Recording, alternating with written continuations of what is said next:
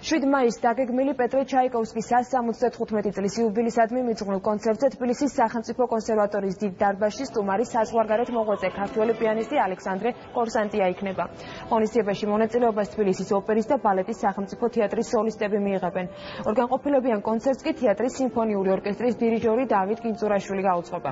პროექტის ორგანიზატორები კავშირი რუსული კლუბი და თბილისის ოპერისა და ბალეტის სახელმწიფო თეატრი არიან. საღამო თბილისის კულტურული ღონისძიებების ცენტრის მხარდაჭერით იმართება.